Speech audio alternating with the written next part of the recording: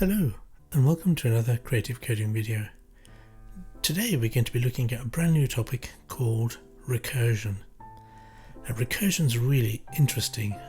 It's a really powerful concept that allows us to create quite sophisticated, quite detailed designs without having to write a lot of code. In fact, one of the most amazing things about recursion is with very, very little code, we can create really detailed designs. Now, recursion is something that is powerful, is a way of thinking about design, but unfortunately some people, including myself, do find it a little bit difficult to get our heads around. Particularly when we see it for the first time, it's not so easy to kind of grasp. So the first thing to say is don't worry, it can take a few goes to kind of let the idea sink in, and that's the key to it really. Have a go. Today's video will kind of gently take our first steps in a guided way to see how we might create a recursive design. Okay, so let's get started. On the screen we've got a grid, a familiar canvas, and I'm just going to use my sort of pencil and paper approach just to draw a kind of imaginary design.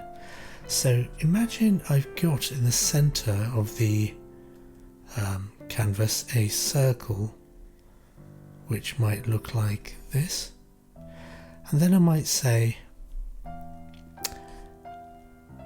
that circle has a circle to the right of it, centered at the kind of edge there. And let's do one on this side as well. Why not? So it's a big circle, like level 1 as it were, and then we've got level 2 smaller circles. Then each of those has circles on the edge, so that's kind of like level 3. Then each of those has little circles,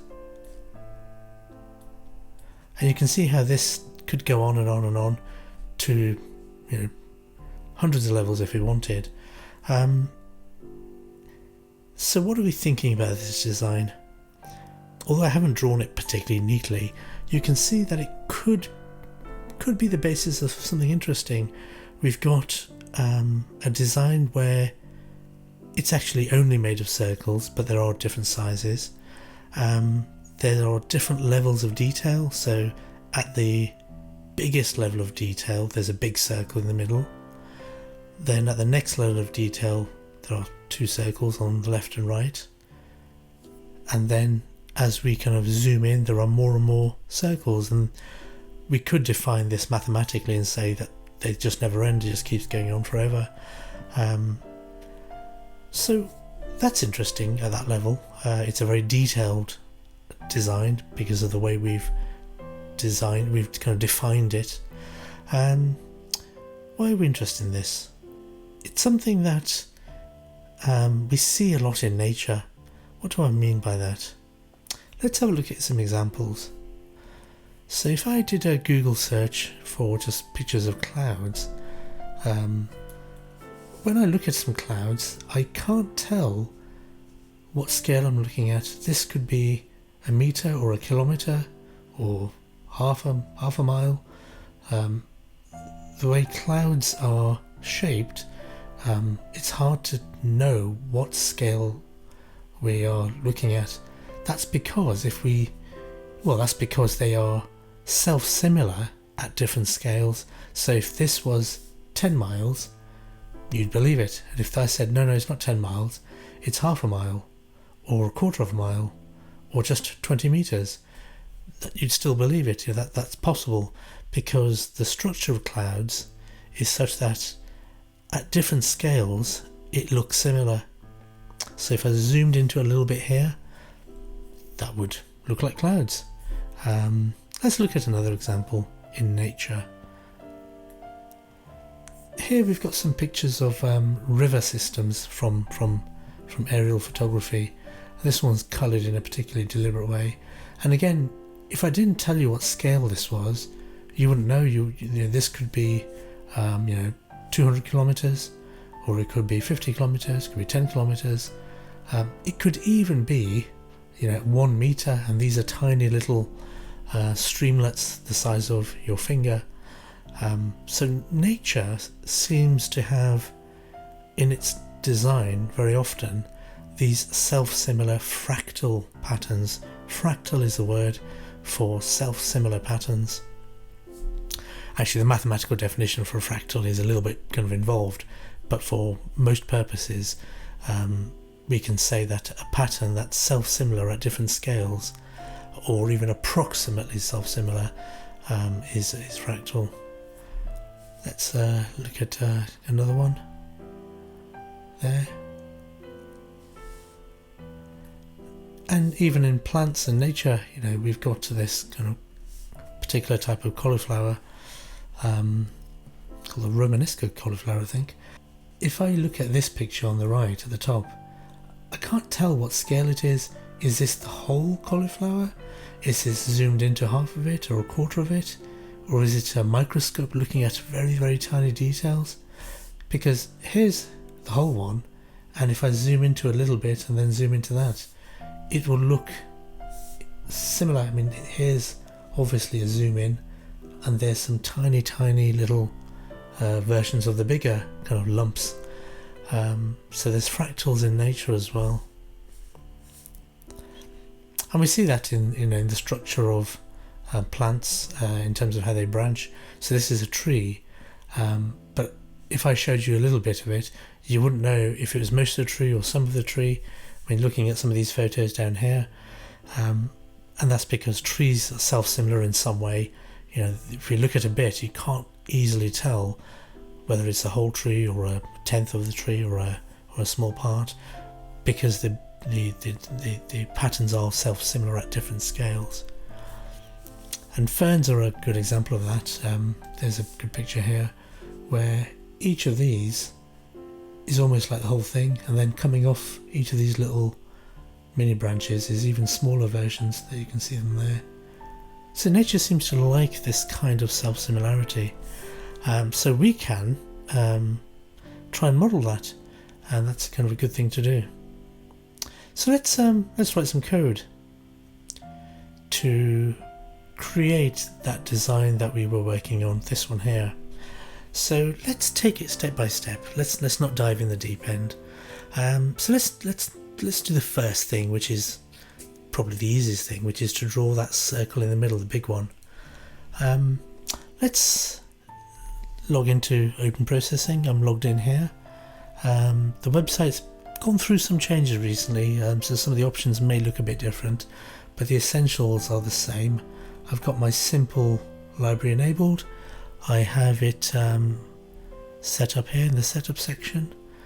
There were some other options that we had to turn on and off, but they seem to have gone away again. But that's the most important one, is to enable the simple JS library. So in our draw function, we could draw a circle. Circle in the middle, 400, 300, which is the center of the canvas, and let's give it a size of 200. You've seen this many times now, so this won't be a surprise that it draws a circle in the middle of the canvas. Now we could write some more circle commands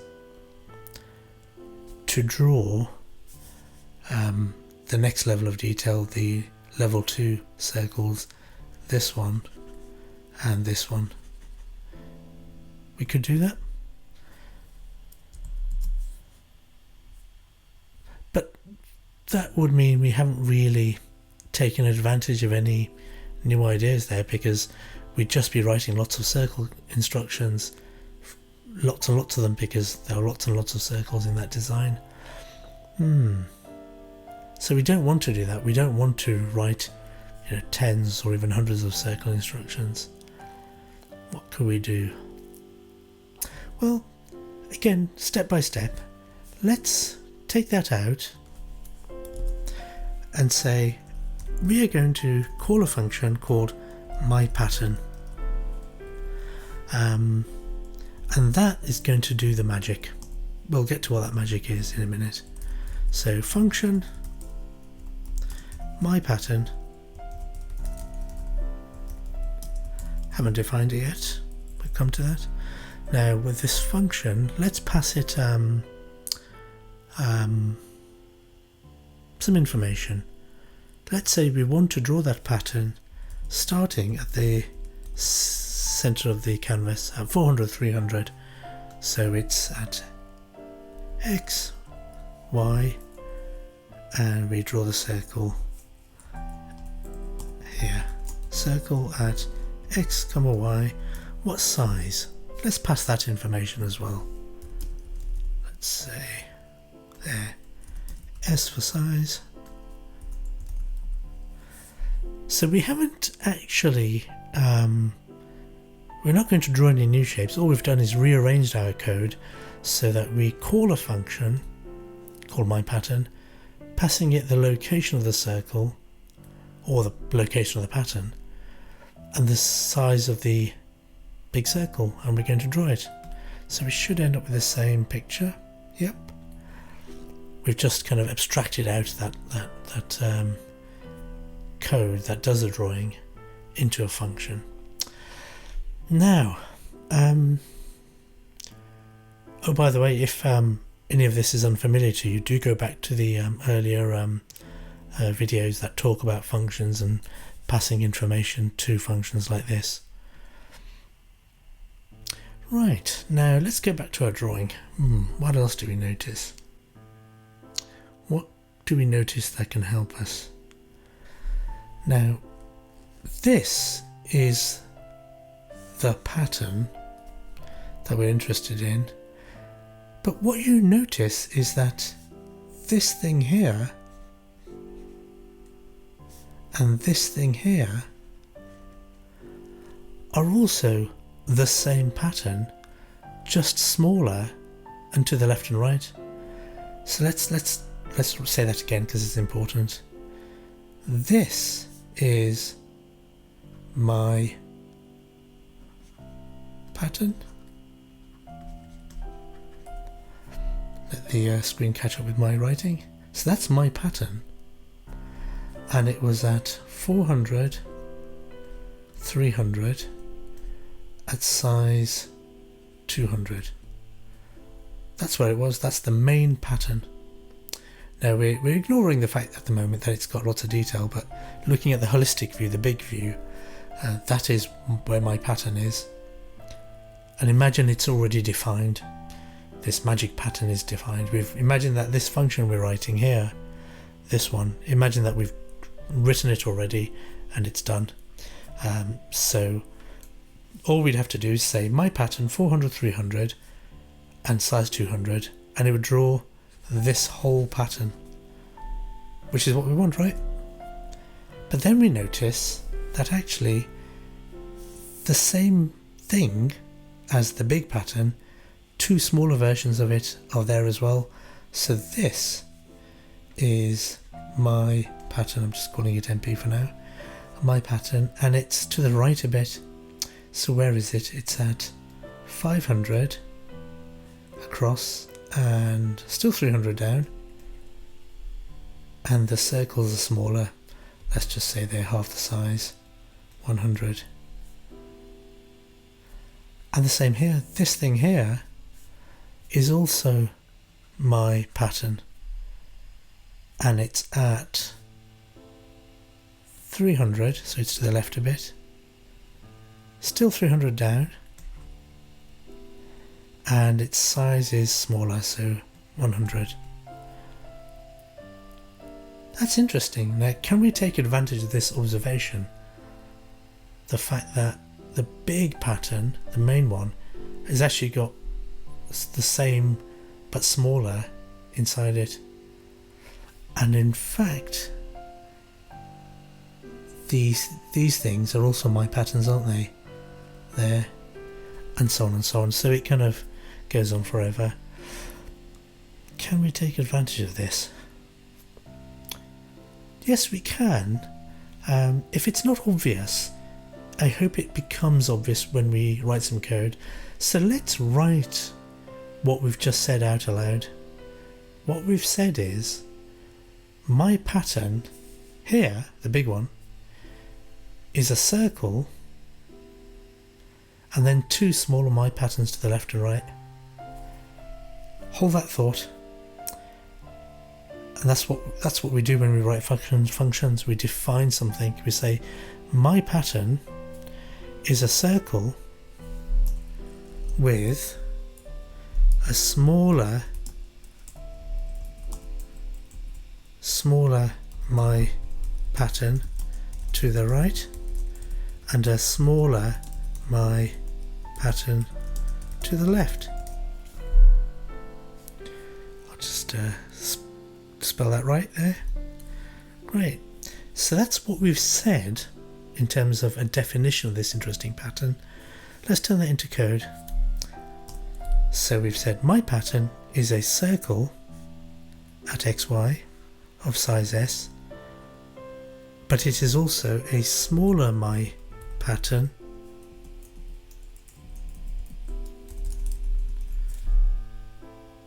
and it was to the right a little bit, so x plus something. It was still the same distance down, so the y is the same, and the size was half what it was before. How far to the right do we want it? Let's go back. So the center of the main one is at 400, and the center of the next one is 100 across, which is actually the radius of that circle, or half the size of that circle. So that's useful.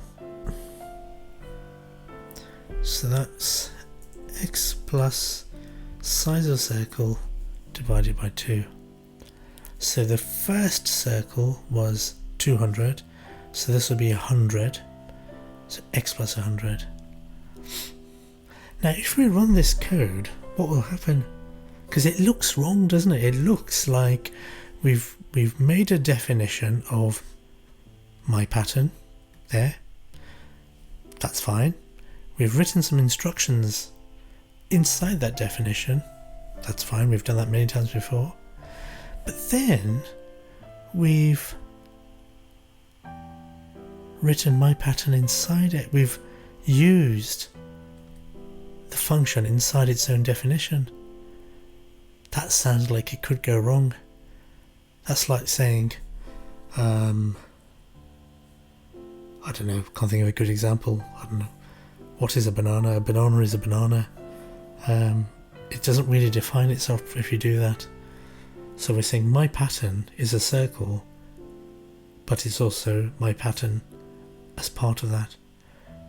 We know it's true because if we look at the breakdown, it is there. You know, that's what it is. So that is true, but will it work with our code? Well, let's follow it through. So the first time we run the code, setup is run as usual, draw is run, and it expects to find instructions here for drawing things, and it finds this call to my pattern, which means it runs this function. So it starts here, the first instruction inside the definition, circle. Great, draw circle, done that. And then it says, aha, comment line we can ignore. Then it says my pattern with some parameters. Well, it knows what these are going to be because it knows what x is and s is and y is. Will it know what to do when it hits my pattern? Will it go back up here again? Will it go back to the top and call itself? And when it calls itself, it'll draw a circle and call my pattern, which will call my pattern, draw a circle and call my pattern, which will call my pattern, draw a circle and call my pattern. So it seems like we'll end up in some kind of funny, loop or nesting within, or some kind of tangle. Could go wrong. It will go wrong, yeah. So the idea is there in plain English, but what we haven't done here is realize that the computer will keep trying to go on and on and on and on, my pattern calling itself until it crashes or kind of runs out of the bits of information it stores to go back after it's called something. So we need to kind of stop it prematurely in a way. How do we do that? What could we do? Well, what we've done here with our pen and pencil is we've stopped when we've got to a small size. So we started off at size 200, then 100, that one might be 50, the next one might be 25. So we didn't actually, with our pen and paper, go on forever. We did stop at a certain size. So let's translate that idea here. We'll say only continue if size is more than, I don't know, 50. So that means we can say if s is more than 50, only then, oops, I'm not typing very well here. Let's do that again. And I'll just need to indent this for good practice. There. So this is saying, as long as the size is more than 50, then go and draw the next level of detail. So let's run through that from the start. Simple in the setup. Draw is where it goes to start drawing things. My pattern is called size 200. My pattern is a function, so it comes here and says, aha, I know what that is. Let's draw a circle at 400, 300, size is 200. If size is more than 50, is it? Size is 200 at the moment. Yep, in that case then go and call my pattern again, shift it along a bit, same vertical distance, size is s over 2, so 200 becomes a half of that, becomes 100. So now this my pattern is called with size 100. Circle is drawn at size 100. Is the size more than 50? It is. Yep, it is, because it's 100, isn't it? Call my pattern with size s over 2, which is 50. So it's calling my pattern with size 50, draws a circle. If size is more than 50, oh, it's not now. Size is 50, but it's not more than 50. So it stops. That'll be the end of it. We've done a lot of talking. Let's see what happens when we run the code. There you go. Yep, that's magic. It might not look magic, but it is magic, because what we've done is we've defined this pattern in terms of itself. We've said my pattern is this big circle plus a smaller my pattern to the right and a my pattern smaller and to the right, and so on. Let's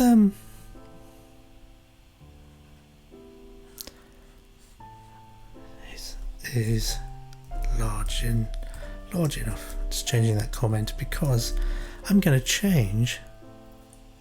I'm going to remove these comments just to kind of clear up the text a little bit so we can see what's going on. They are cluttering it. Comments are good, but they can sometimes they can overwhelm you. This code is simple enough that we've already talked about what the code does. What happens if we carry on that recursion for longer?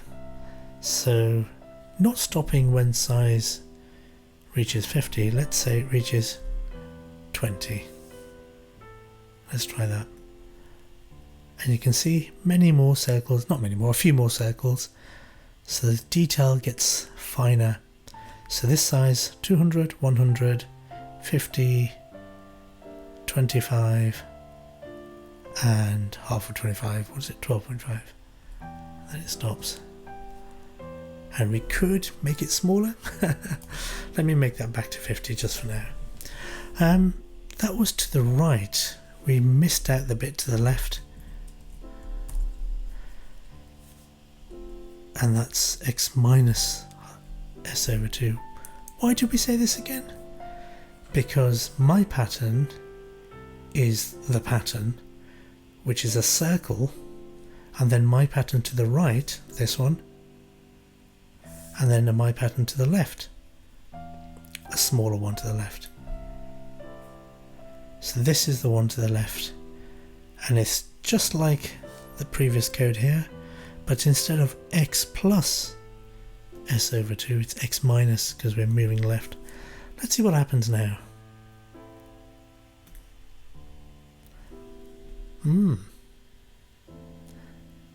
So we have a big circle, and that has 2 circles to the left and right. Then each of those has circles to the left and right.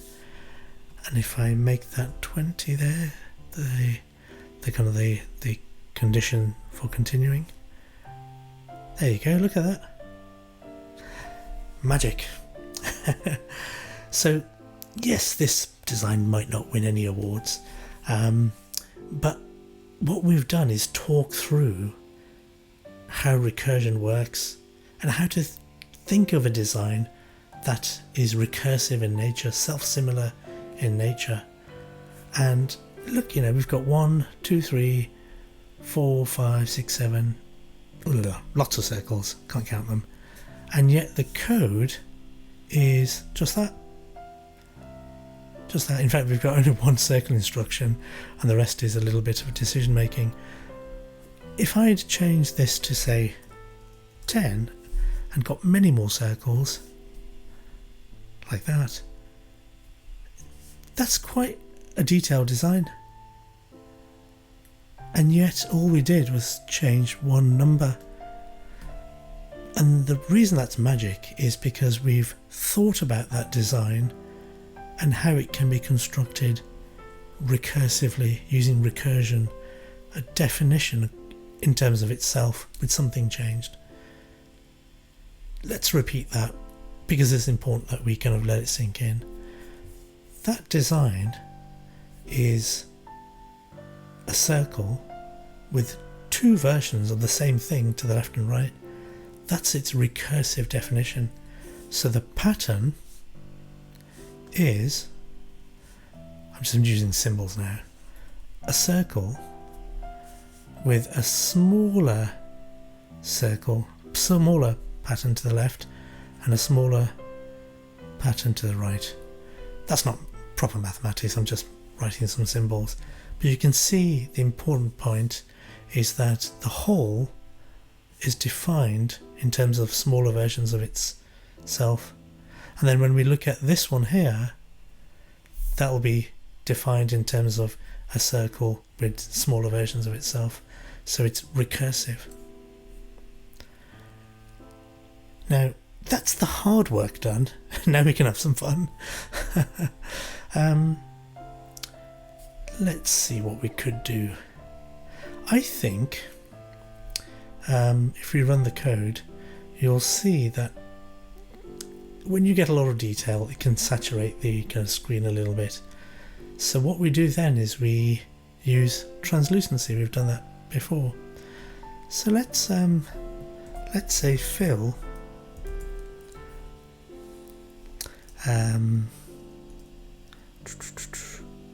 255. Go for a red, and that's let's go for, so we're making it see-through. There, isn't that interesting? So just by making those circles see-through, we've immediately visualized more detail. So there's the same amount of circles, but now we can explore more of the detail. That's really interesting, isn't it? I like that. Let's make the stroke see-through as well. So 0, 0, 0. So that's black, and it's partially see-through. Not sure what effect they'll have. It might not work so well. Not keen. No, it doesn't work so well. Let's just make the stroke thinner. Stroke, weight, 1. The default is 2. That's interesting, yeah. Now, have a look at this. My pattern is defined as a circle and then a smaller my pattern to the right and a smaller my pattern to the left. What if we said there's also a pattern above? What do I mean by that? Let's try it first. My pattern, it's the same X, but this time it's above.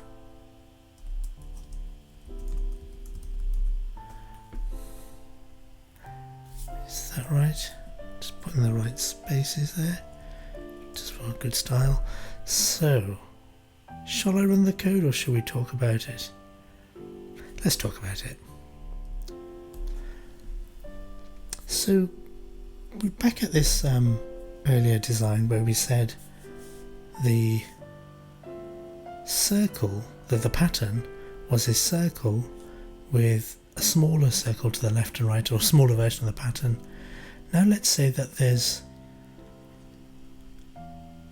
one above. What does that do to it? So we're saying the big pattern is a circle,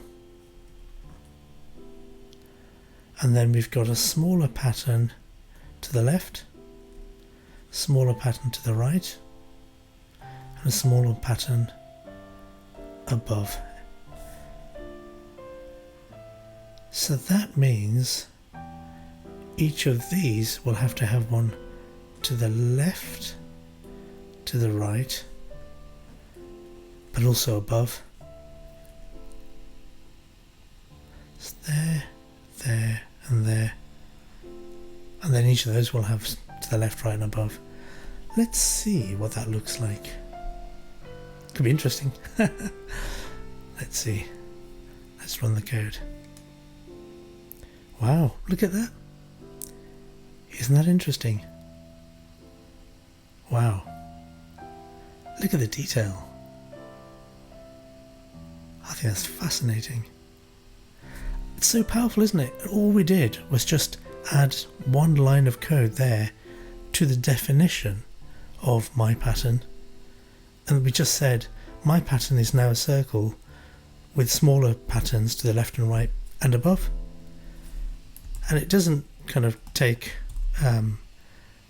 extra work really much to say let's extend that downwards as well, so that it's defined as a circle with a smaller pattern to the left, right, above and below, which means all of these have to have one below as well. Let's see what that looks like. Are you ready? Go. Wow. that's quite dense, isn't it? Let's make it stop at a larger size. There, that's quite pleasing, isn't it? Now there's a lot I could talk, we could talk for ages about recursion. It's a really powerful idea. We won't talk about everything. I just want to point you at some interesting things to explore yourselves when you have a go at coding it. Let's go back to this function here that calls my pattern. This is the thing that sets it all off. If this sets the first size of that big circle, so if we said it was 300, it should mean that the pattern starts off bigger. Let's see the effect. Yeah, look at that. It's a big circle in the middle. Yep, fantastic. All we did was just change one thing. That's the great thing about recursion. It's such concise in code, it's so concise in code, yet the ideas are so huge. And as I keep saying to people, the best code is a big idea written concisely in small code, which has a big impact. So big, small, big idea, small efficient code, elegant code, having a big impact. I mean, look at this. If I'd started the video with this and said we're going to do this, we might have said, oh my god, that's gonna require lots and lots of calculations with lots and lots of circle commands, and it'd get pretty tedious very quickly. But actually what we've done is we've recognized that actually there's a structure, a governing design that's recursive, and we've taken advantage of that, and we've written our code. Look at that, how tiny it is. Just a few lines of code, and we've got this. Let me increase the detail just a little bit. I'm going to see what happens. Does that make any difference? Yeah, that is quite dense though. I'm going to go back to 20. And you can, you should mess around. You definitely should mess around with this code. Have a go yourselves, because the only way to kind of get a feeling for recursion is to do it. Some people are lucky enough to get it straight away.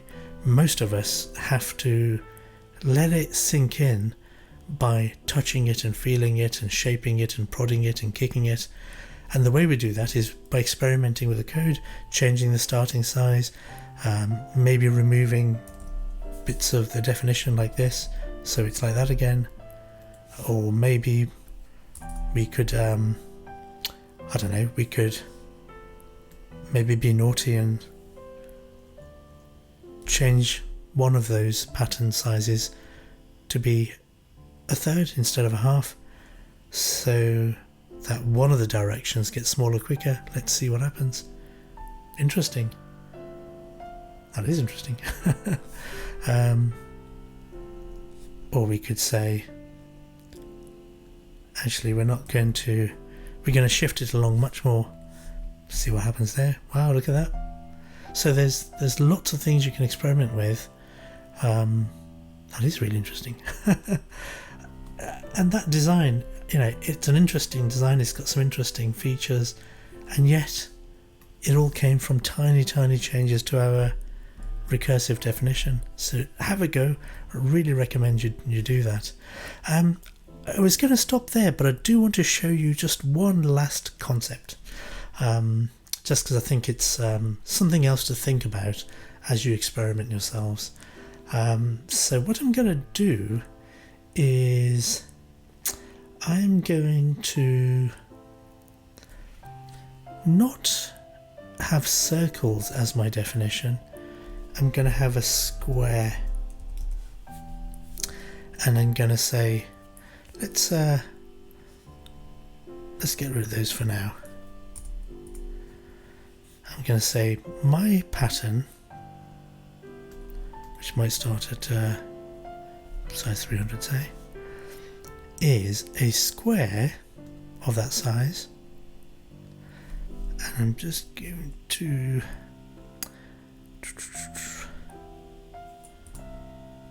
shall I use center mode?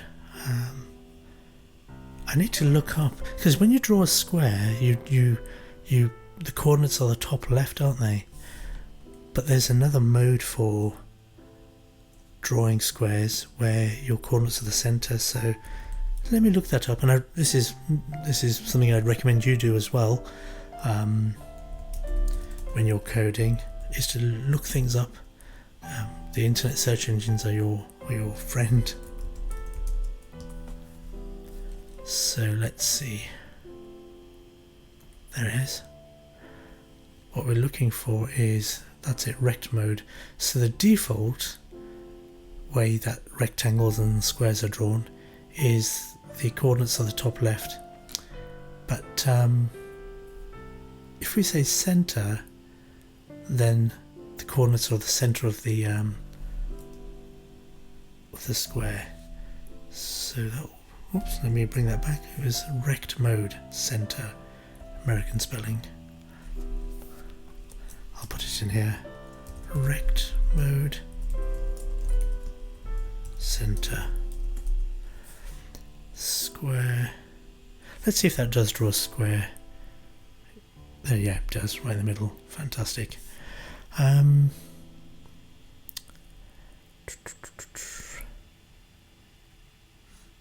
going to remove that fill for now. In fact, I'm going to remove both of those just to keep things simple. So we've got a pattern which is a square with smaller patterns. Where should we put them? To the right. So we're saying it's my pattern to the right by half its size, so S over 2, same Y, size S over 2. In fact, that's pretty much what we had before with the circle. All we did was change it to a square. Let's see what that does. Yeah, okay. What happens if we make that a third? So they get smaller quicker. Yeah, okay. And then we're saying it's to the left as well. To the left. And above and below. So we're saying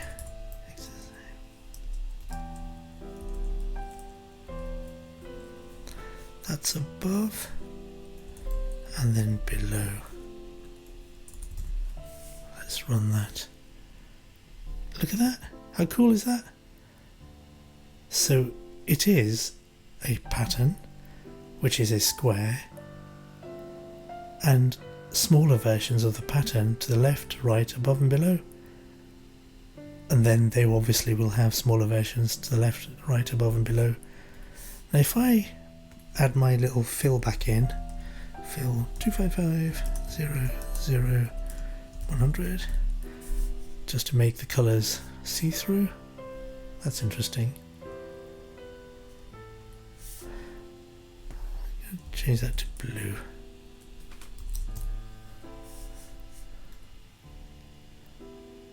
Just for difference. Let's make that stroke thin again.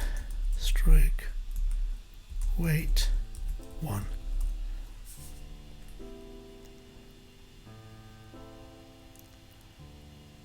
That's interesting, isn't it? What happens if we get rid of that stroke? Maybe we say no stroke. Would that make a nice effect?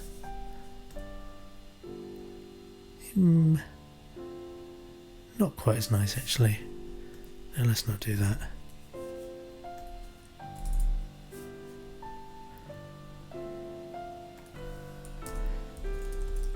But let's make this stroke blue, but not as see-through. Still see-through, but not as see-through. Yeah, that's interesting. Now what I was going to show you was not this. It was going to be squares within squares. So I'm going to go back to having red because I like red. And I was going to say a recursive pattern is, let me think.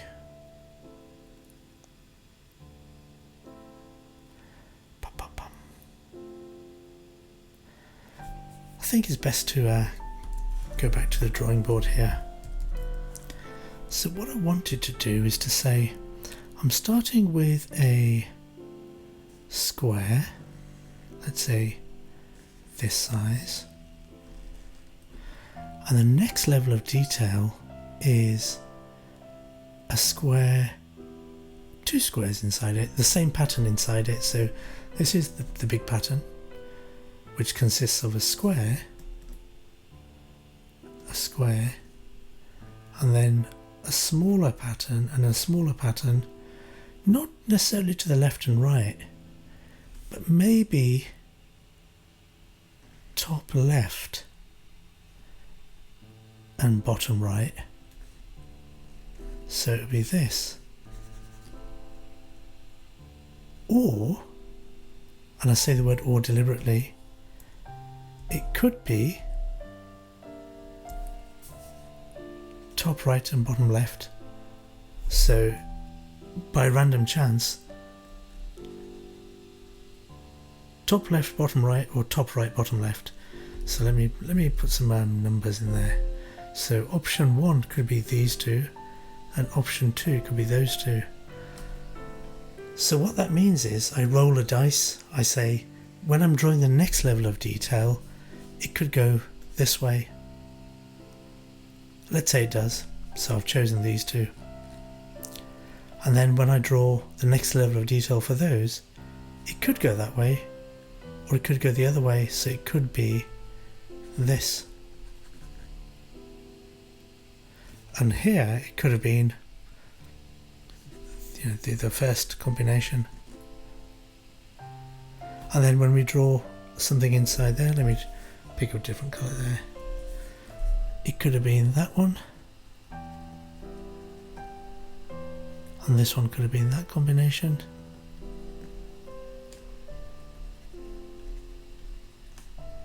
That one could have been that one. It's that random. So we're introducing an element of randomness. So I'm not sure that many people have kind of thought about combining randomness with recursion, but I think it's a really interesting combination. So we're saying here, actually, there's a surprise when we, in our definition, we're saying my pattern is a square with smaller versions of the pattern, which could be diagonally top left bottom right, or could be diagonally top right bottom left. So let's try and code that. I think that could be interesting. Let's try it. I'm gonna go back out of my center mode back to normal, because I think I might be able to think about it a bit easier. Okay, so we're saying my pattern this time now starts at a square, starts at the center. Yeah, let's say it's size 400. So it's a square, which is, the top left is s over 2.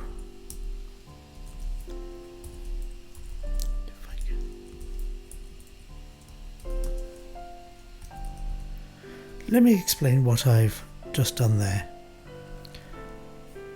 We're saying my pattern is a square,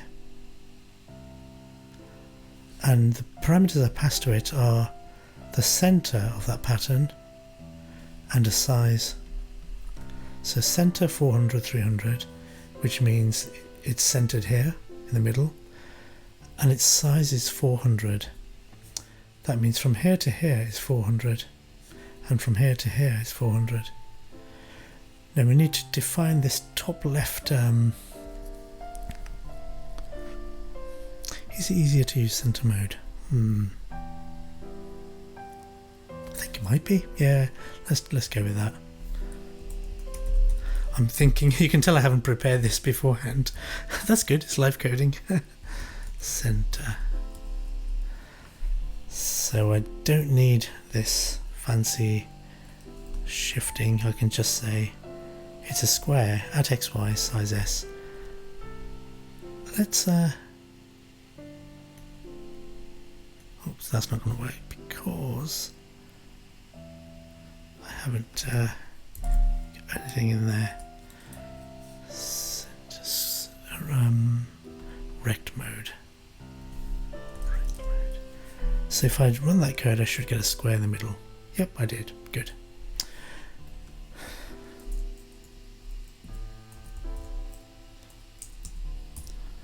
Now we're saying, as long as the size is not too small, my pattern is a square with a smaller my pattern. Could be to the top right or could be to the top left. let's keep it simple for now. Let's do let's go with moving top left. Oops. Moving top left and bottom right. Let's start with that. So it's going to be at x minus size over s over 4. That's right, isn't it? Because that's size 400, so it's a quarter to the left and quarter up. That's right. Oops, let me shift that.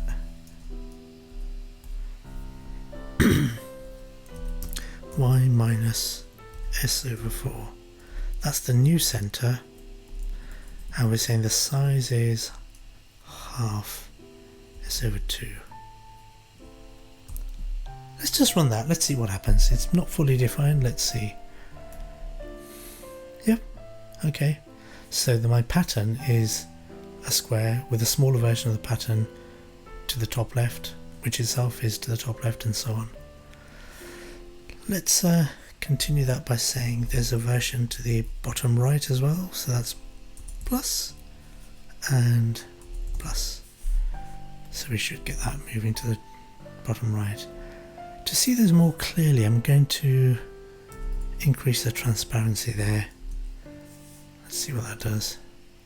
There, you can see what's happening there. That's quite a nice design. I'm always amazed whenever we're kind of playing with recursion, even though we haven't finished this particular project, the design's really lovely as it is. We could stop there. Isn't that nice? I like that. Let's recap, because that is nice. My pattern is a square with a smaller version of itself to the top left and the bottom right. And then each of those has something to the top left and bottom right. And each of those patterns has a smaller version of itself to the top left and to the bottom right. So you can see how that's creating that design. Look how tiny the code is. I mean, this could all be deleted. That's just style. This is the thing that calls my pattern, and this is my pattern. Was it 4 lines of code inside it? 1, 2, 3, 4. Not even exaggerating. Now let's just comment those out, because I want to get the other direction right. So we want to say that it's the other way, so it's x plus and y minus, that's the top right, and now the bottom left should be that way. Yep. Okay. Now introduce our element of chance, because it was one or the other, wasn't it? So we could say if random number 1, which means it could be 0 or 1. Let's be explicit about that. 0 or 1, a random number 0 to 1 inclusive. If it is 0, then the definition is that diagonal top left bottom right, else it's that one. So let's if that's not familiar, let's talk through it. So we're saying my pattern is a square, and as long as I haven't got too small, it is also the same pattern, smaller versions, to the top left and bottom right, or to the top right and bottom left with equal chance. And that's what this randomness does. That random number could be 0, could be 1 with equal chance. So half the time it will be this and half the time it will be that. And now, unless I've made some typo, this should work. Let's try it. Yep, look at that. And if we run it again, it'll be different. Let's run it again. I'm trying to get it to go in that direction. There you go. So randomly, it kind of gets smaller and smaller in random directions. So that's magic, isn't it? That we've combined randomness with recursion. Now, would you have looked at this and said, right, I can write code that creates these interesting designs, you know, in such a concise way? Great if you could, that's fantastic. But if you couldn't, I'm hoping that this idea of recursion has really grabbed you and shown you the power. I'm just going to refine that a little bit. I'm going to make them go smaller, maybe 10, just to see what happens. Really tiny. What happens if I go 5? Whatever you do, don't make it go on forever because your code will crash. I can see the tiny detail there, I don't know if you can. I'm going to make that transparency a little bit darker. Well, that's too dark. I'm going to increase that to 10. Let's change that size of that stroke to 1.5. Yeah, is that too thick? Maybe if I make that less.